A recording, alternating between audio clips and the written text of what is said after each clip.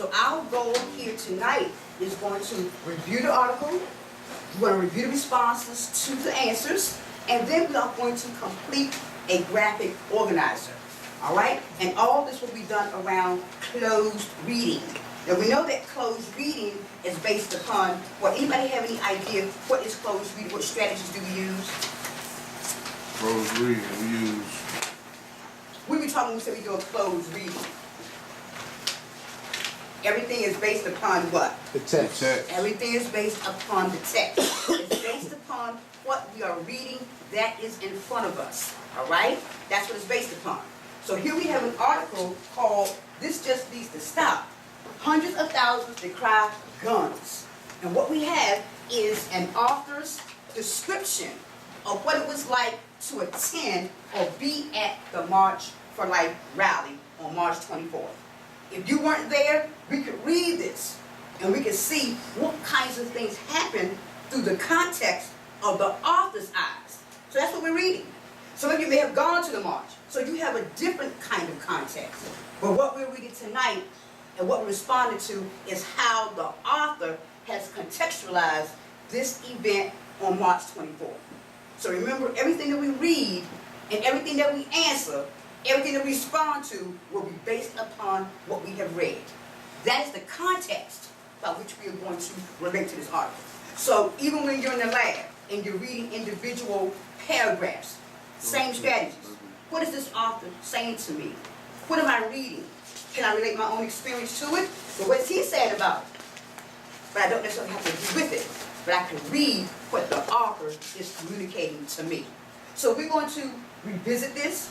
We read it on Monday.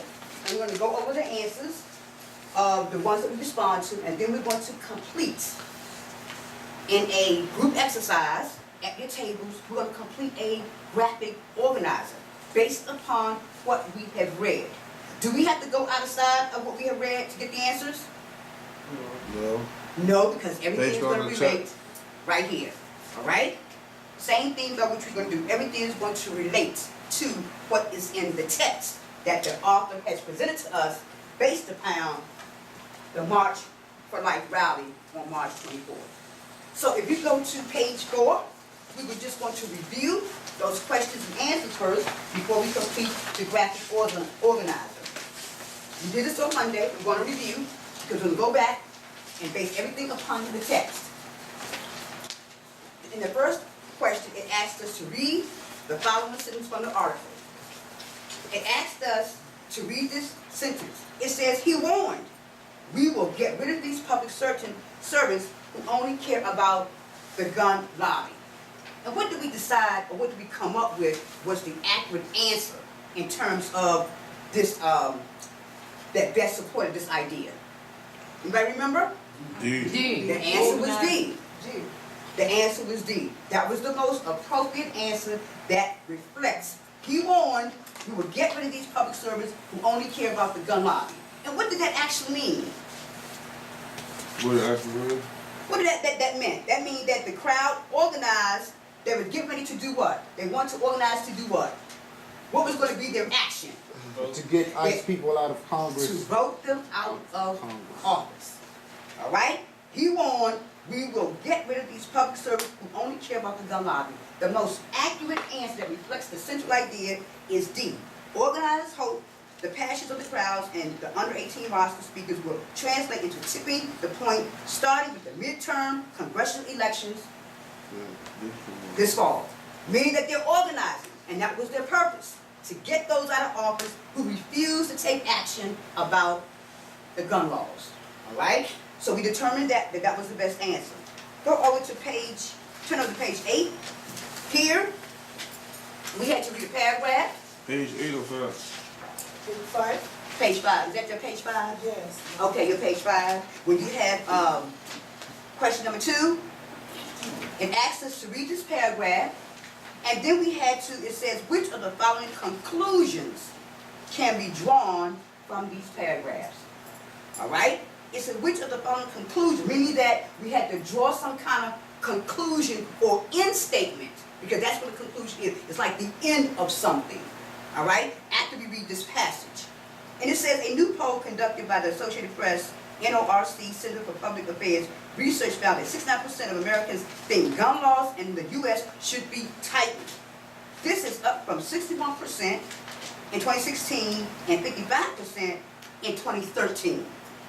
Overall, 90% of Democrats, 50% of Republicans, and 54% of gun owners now favor stricter gun laws.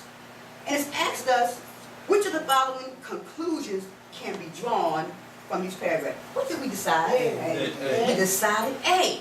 All right? After we discussed it, we realized that the answer was A.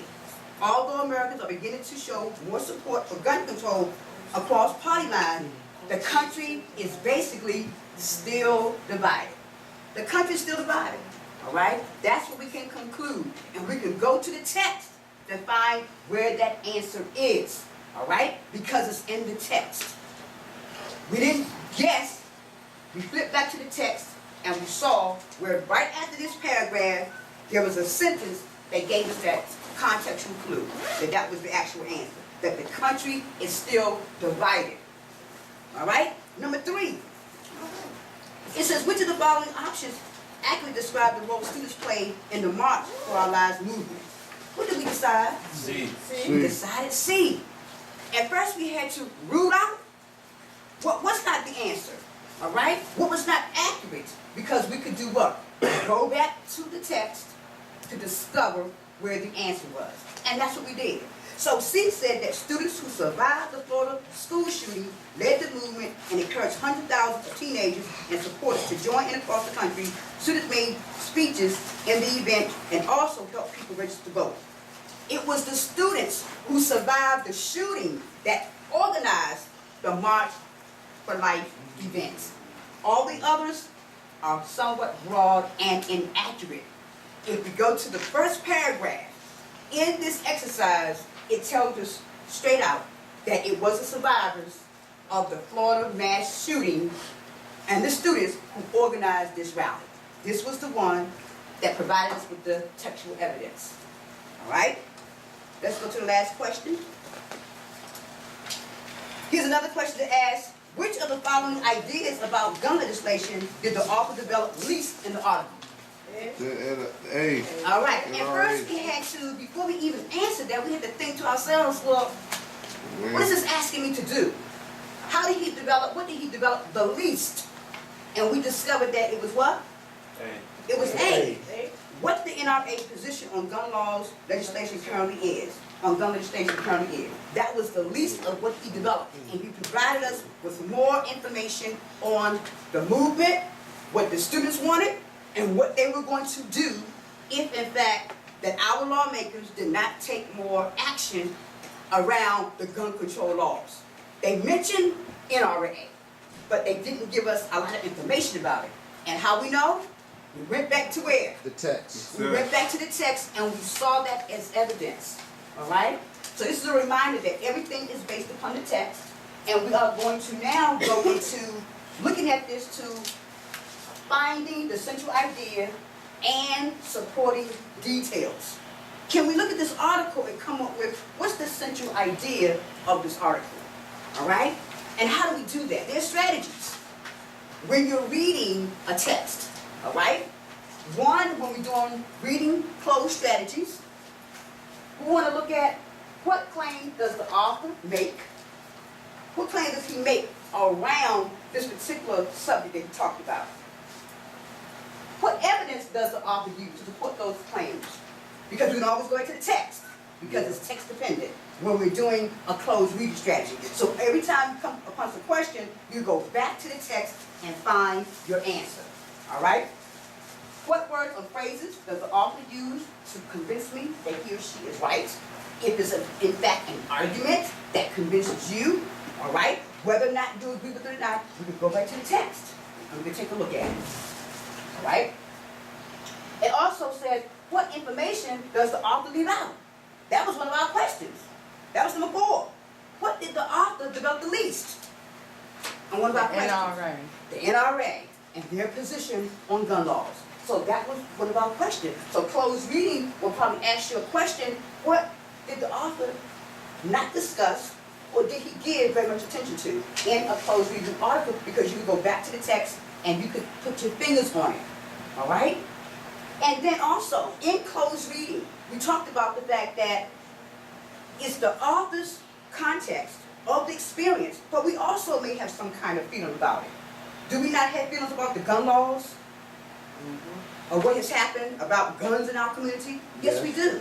So that's where you get those discussion questions. How does this article make me feel? And that's where you are allowed to put into context your reactions, your responses, based upon the text that you have just read. All right? And you will always find that when you are reading Common Lit, if you're taking the Aztec assessment, you're going to have some questions that allow you to discuss your viewpoint about what you may have just read. And remember, it's based upon the what? Text. It's based upon the text. So we have to stay on the text during a closed reading strategy. Everything is based upon the text. All right? Anybody have any questions about that? Before we transition and do a group exercise and complete a graphic organizer. All right? Every time you approach a reading, when we leave here over the weekend, you're going to approach some readings, you're going to approach some events, you're going to approach a lot of different things. All right? What will you bring to it as you walk into these things? Your closed reading strategies. What's the purpose? All right? What was expressed? Can I contextualize it? Can I put my fingers on it? Can I go back and provide the evidence of whatever it was that I read? Whether it's a newspaper article, whether it's a magazine, whether it's a letter that's coming to you, an email that your boss has sent to you, it's the same thing. All right? Bringing these strategies to what is presented to you in a text that you have to read. All right? So on your tables, at your table, you have a graphic organizer that we're going to complete, and we're going to do this together.